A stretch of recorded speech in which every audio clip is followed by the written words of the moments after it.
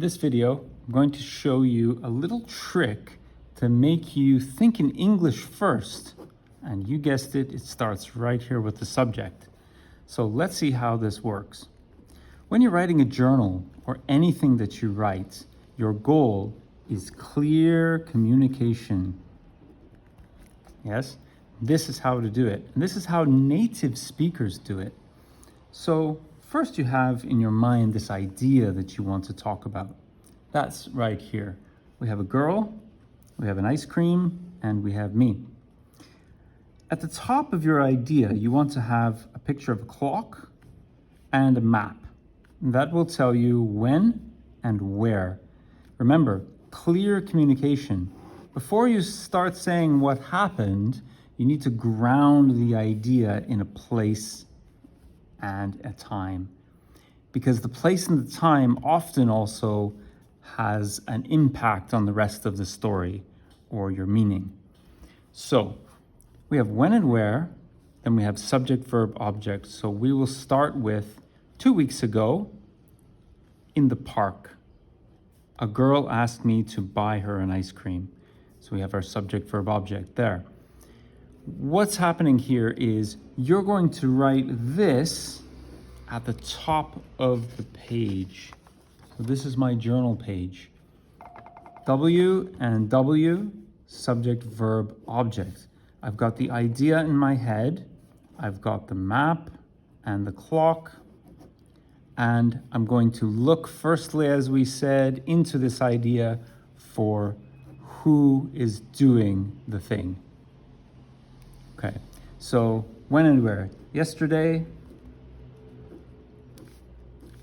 I went home. Now here we don't need the where because we're going to put it here. Now, if we want to say that it's very far, we could say from my father's house. And let's say I walked. Now, why is this important? Because if you know where it is, or you know me, or you know my father, you know it's very far. If you don't know, then I need to tell you in the next sentence, right? We can't always do everything in one sentence, but you do need to think about it. If you just say, I walked home from my father's house, okay, that's fine, but so what, right? If you already know, so what, you know it's very far, that's one thing. It took me 2 hours. So what's my point?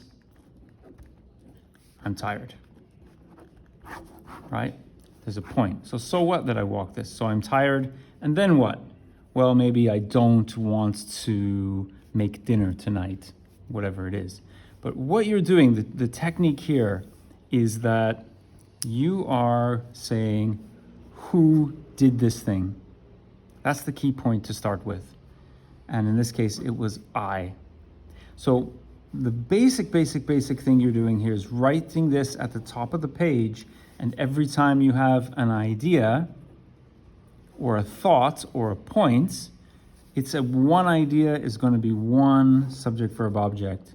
And what you do with that idea is go, okay, who did it? Right? And the same thing here, but the it means this whole situation. Yes? So always ask yourself, so what? What's the point of this? And always start in your mind or on the top of the page with where and when. Include your subject, and your English will be clearer because we want clear communication. Why do we want clear communication? Because the other person needs to understand you and you don't want to be embarrassed. The worst thing is if you talk and they go, I don't know what you mean. It's so embarrassing, right?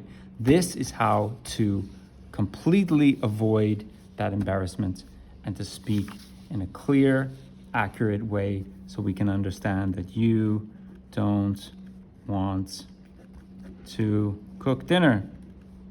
And we know why, because you walked home and it took you 2 hours. So start with this at the top of the page, That's your mind.